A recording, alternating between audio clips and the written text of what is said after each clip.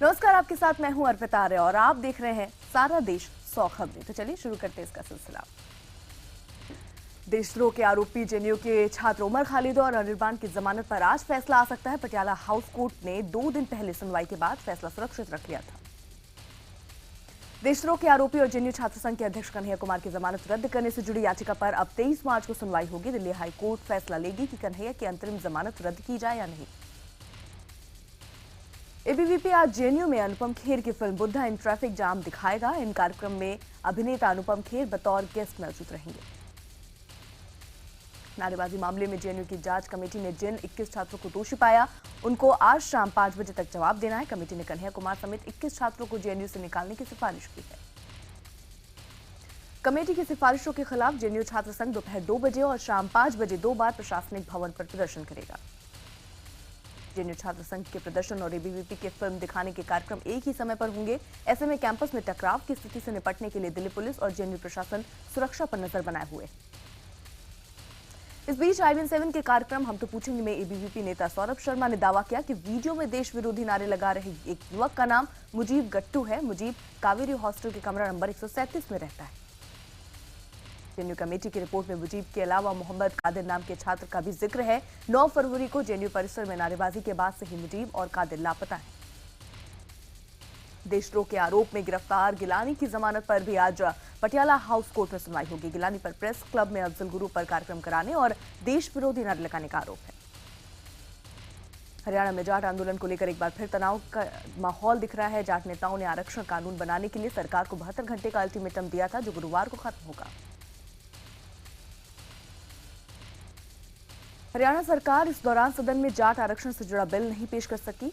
सरकार ने जाट नेताओं को आज बातचीत के लिए बुलाया है। जाट महासभा का कहना है कि बातचीत के बाद वो आगे की रणनीति तय करेंगे। पिछली बार जाट आरक्षण आंदोलन के दौरान हुई हिंसा और तोड़फोड़ को देखते हुए बड़े पैमाने पर पुलिस और पैरामिलिट्री फोर्स के जवानों को तैनात किया गया। रोहतक में स्कूल और कॉलेज बंद कर दिए गए। प्रधानमंत्री नरेंद्र मोदी ने इस मसले पर गृह मंत्री राजनाथ सिंह और हरियाणा के मुख्यमंत्री मनोहर खट्टर से बात की और कहा कि पिछली बार जो गलतियां हुई हैं वो अब नहीं होनी चाहिए। इस बीच हरियाणा सरकार ने मंत्री अनिल विज से कहा कि किसी की धमकियों से नहीं लाया जाएगा जाट आरक्षण विधेयक। उन्होंने जाटों से अपील की कि वो धमकी देना बंद करें और संयम रखें।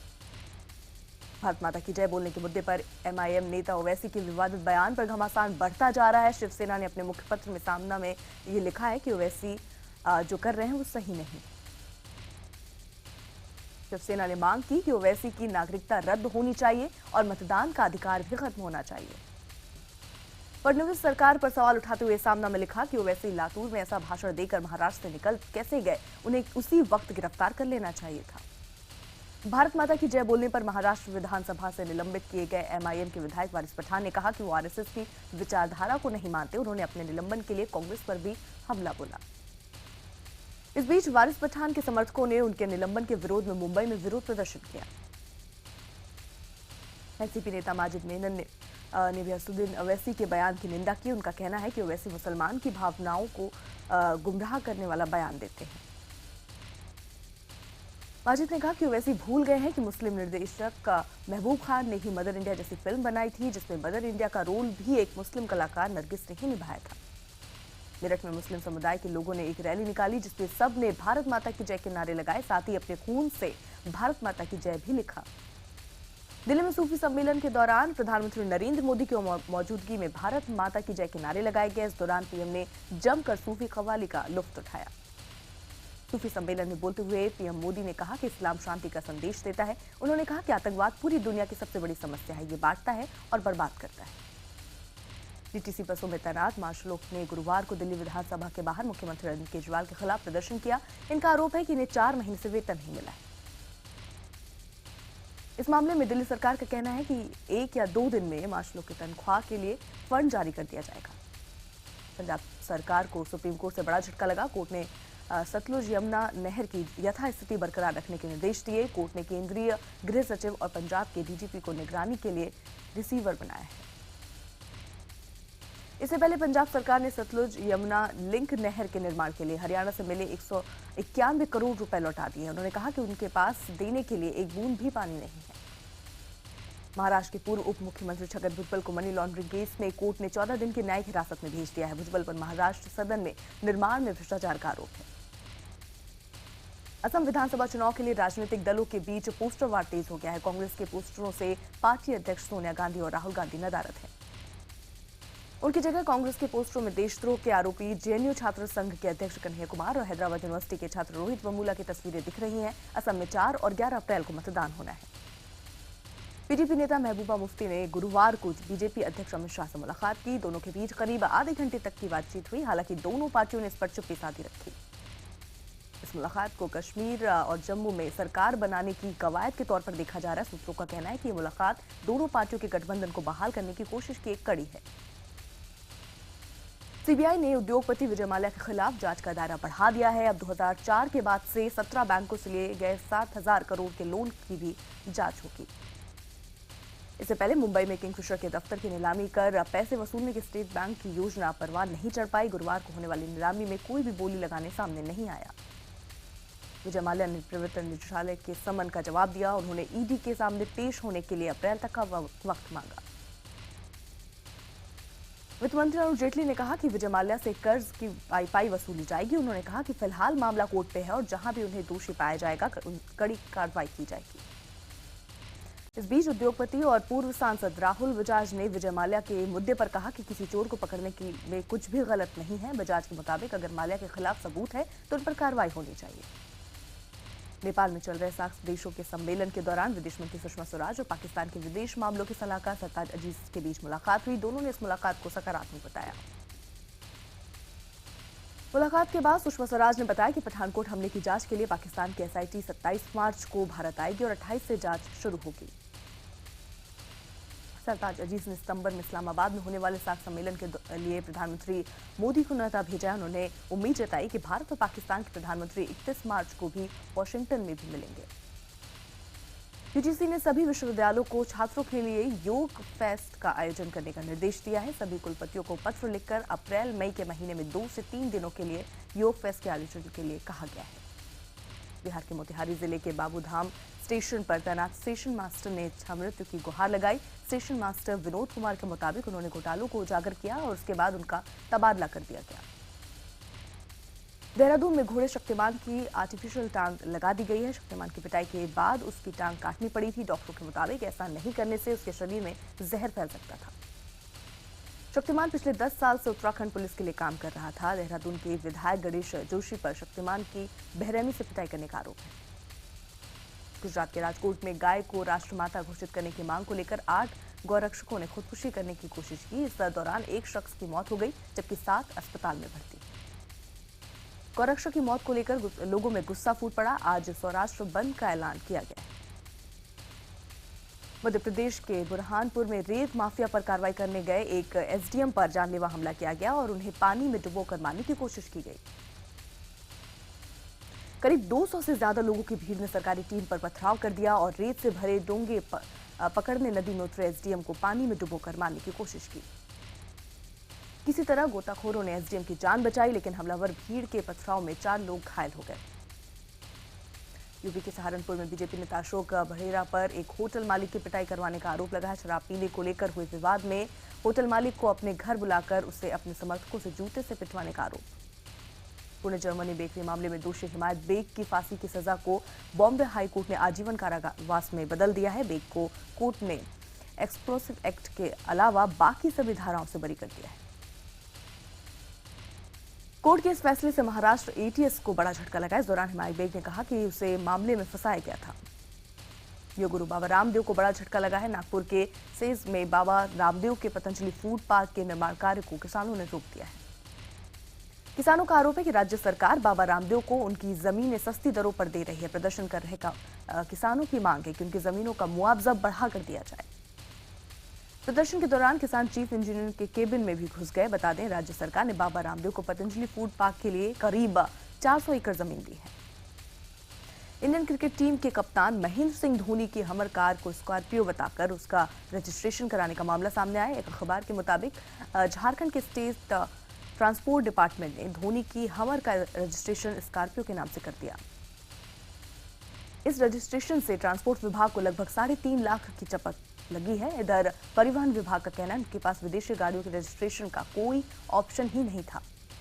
बिहार के समस्तीपुर में एक जूट मिल के मशीन रूम में भीषण आग लग गई। आग लगने से लाखों की जूट जलकर खाक हो गई। आग लगने का कारण शॉर्ट सर्किट बताया जा रहा है। वही मिल की मजदूर प्रोडक्शन इंचार्ज पर साजिशन आग लगाने का आरोप लग रहा है। हालांकि कड़ी मशक्कत के बाद दमकल कर्मचारियों ने आग पर काबू पा लिया है। आम बजट में ज्वेलरी पर एक्साइज ड्यूटी लगाने को लेकर देश भर के सराफा व्यापारी विरोध प्रदर्शन कर रहे हैं। इसी सिलसिले में सराफा व्यापारियों ने दिल्ली के रामलीला मैदान से विरोध मार्च निकाला। वहीं सरकारी सूत्रों का कहना है कि एक्साइज ड्यूटी वापस लेने को लेकर सरकार ने कोई विचार नहीं किया है। देश में दूध की गुणवत्ता को लेकर चौंकाने वाला खुलासा सामने आया। बीजेपी सांसद हर्षवर्धन ने संसद में प्रश्नकाल के दौरान ये जानकारी दी कि 68% दूध खाद्य नियामक आयोग की ओर से तय मानकों पर खरा नहीं उतरता। उन्होंने बताया कि दूध में डिटर्जेंट, कास्टिक सोडा, सफेद पेंट और रिफाइंड तेल जैसी घातक चीजें मिलाई जाती हैं। मार्च के महीने में भी घाटी के कई इलाकों में लगातार भारी बर्फबारी जारी है। बर्फबारी के चलते जम्मू श्रीनगर हाईवे बंद पड़ा है। वहीं बनिहाल के पास भूस्खलन होने से रास्ता बंद हो गया। मथुरा के बरसाना में लठमार होली बेहद उत्साह और उमंग के साथ खेली जाती है। अबीर, गुलाल और लाठियां बरसाकर लोगों ने होली का जमकर लुत्फ उठाया। राजस्थान के बाड़मेर में एक बहादुर बहन अपने 4.5 साल के भाई की मौत के मुंह से उसे बचा लाई। मंजू खुद 13 साल की है और उसने बहादुरी की मिसाल दिखाते हुए अपने भाई को 55 फीट गहरे कुएं से निकाल दिया। मंजू अपने भाई बहनों के साथ कुएं के पास खेल रही थी। उसी दौरान मंजू का भाई कुएं के अंदर गिर गया। मंजू को भाई को बचाने के लिए कुएं में छलांग लगा दी और भाई को कंधे पर बैठाकर बाहर निकाल लाई। यूपी के आगरा में BR अम्बेडकर विश्वविद्यालय में छात्र कुलपति की बुद्धि शुद्धि के लिए यज्ञ कर रहे हैं। छात्रों ने कुलपति और VV के PRO पर भ्रष्टाचार का आरोप लगाया है। छत्तीसगढ़ बोर्ड परीक्षा सवालों के घेरे में आ रहा है। महासमुंद जिले के परीक्षा से पहले ही फिजिक्स का पेपर सोशल मीडिया पर लीक हो गया। छात्रों को 500 रुपए में पेपर बांटा जा रहा था। कर्नाटक के यदगीर जिले में गांव वालों ने पत्थर मार मारकर एक मगरमच्छ को मौत के घाट उतार दिया। ये मगरमच्छ नदी से बाहर निकल आया था, जिसके बाद खौफजदा गांव वालों ने उस पर पत्थर बरसाने शुरू कर दिए। पटना में सेंट्रल मॉल के पास एक ठेकेदार की गोली मारकर हत्या कर दी गई। पुलिस के मुताबिक मोती सिंह नाम के ठेकेदार को लेन देन के विवादों में गोली मारी गई।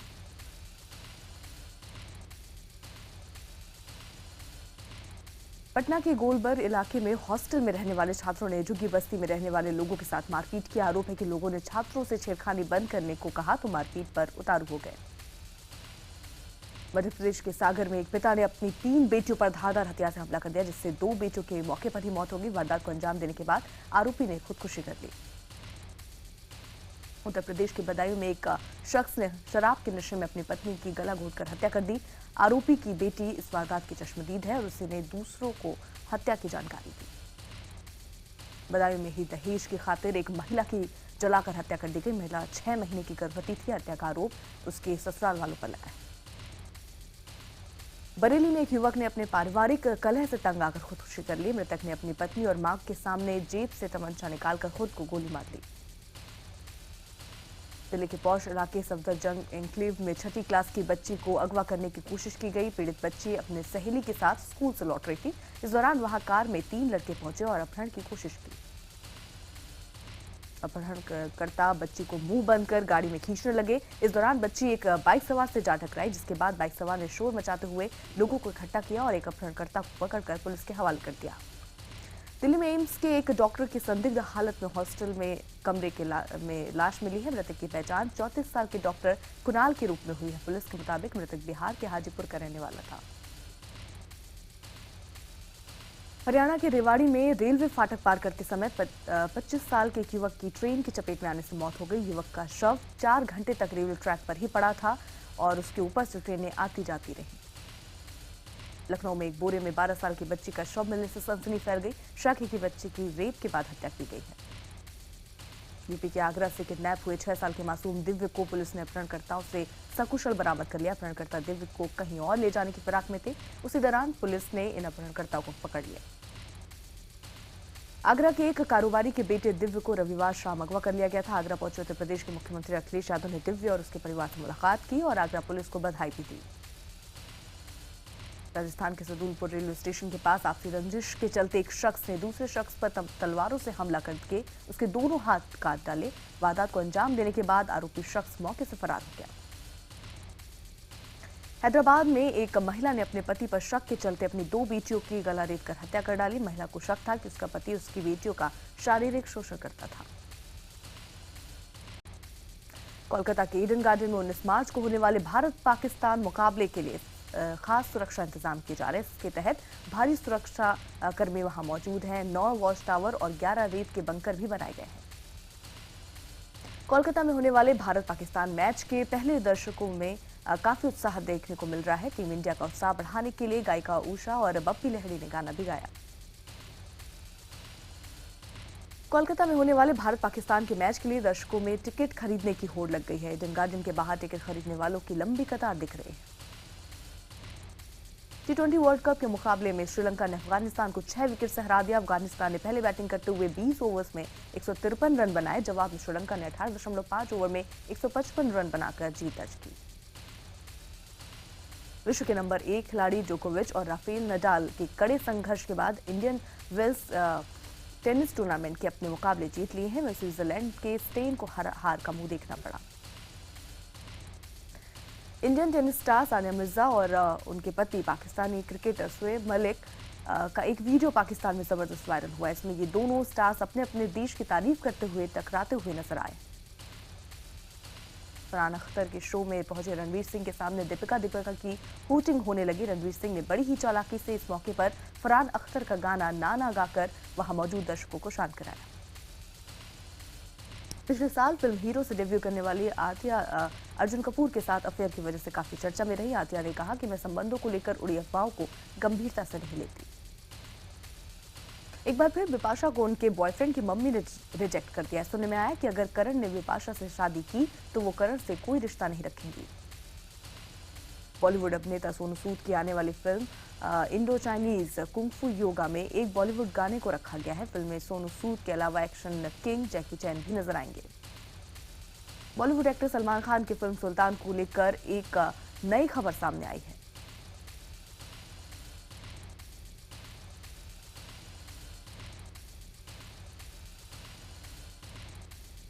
पाकिस्तान की पूर्व राष्ट्रपति परवेज मुशर्रफ इलाज के लिए विदेश रवाना हो गए हैं। उनकी बीमारी को देखते हुए कोर्ट ने उन पर देश छोड़ने की पाबंदी हटा दी।